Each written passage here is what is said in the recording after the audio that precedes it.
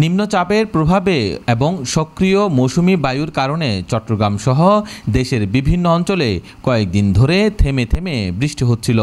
তবে সোমবার সকাল থেকে শুরু হওয়া টানা বৃষ্টিতে চট্টগ্রাম নগরের নিচু এলাকাগুলোতে তীব্র জলাবদ্ধতা দেখা দেয়।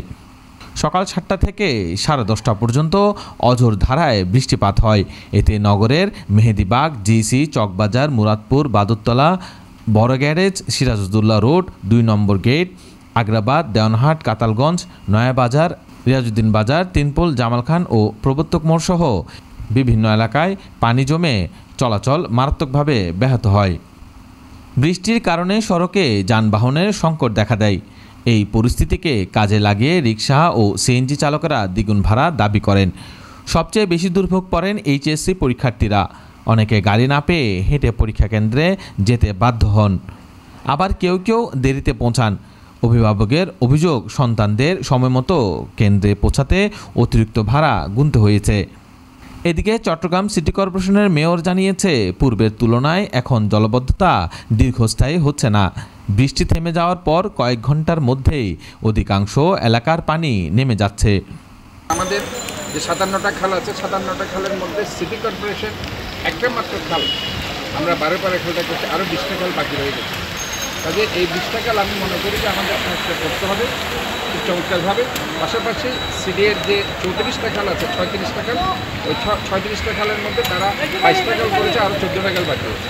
কাজে ওই 14টা খালও কিন্তু সংস্কার এখানে বাকি রয়েছে। বিশেষ করে এই এলাকার যে মূল সমস্যা হিজড়া খাল, যেটা আপনার কাবাসগোলা থেকে নিয়ে এই কাদালগঞ্জ পর্যন্ত যেটা বিস্তৃতি, এই হিজড়া খালের সংস্কারটা কমপ্লিট হলে এবং এই নালাগুলো কাজগুলো হলে এবং রাস্তাটা একটু উঁচু হলে আমি মনে করি ইনশাল্লাহ এই এলাকার যে প্রবলেমটা শেষ হবে।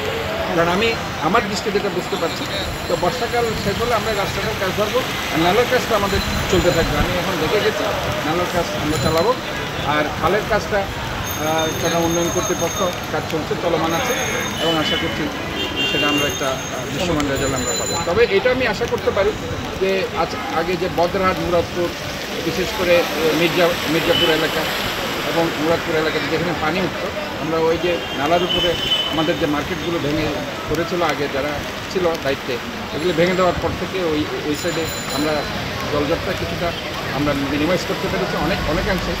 এবং আরেকটা আগ্রাবাদে যেটা আমার কাজ চলছে, বক্স কালভার্ট, ওটাও আমরা কাজ নৌবাহিনীকেই করাচ্ছি।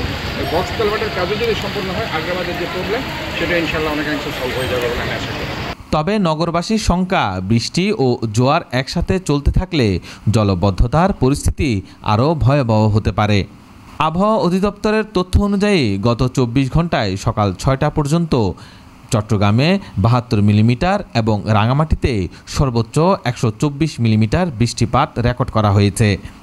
আজ সকাল থেকে পরবর্তী 5 দিন পর্যন্ত চট্টগ্রাম, খুলনা, বরিশাল ও সিলেট বিভাগের অধিকাংশ এলাকায় এবং রংপুর, রাজশাহী, ঢাকা ও ময়মনসিংহ বিভাগের অনেক জায়গায় দমকা হাওয়াসহ হালকা থেকে মাঝারি ধরনের বৃষ্টিপাতের পূর্বাভাস রয়েছে। কোথাও কোথাও মাঝারি থেকে ভারী বর্ষণও হতে পারে।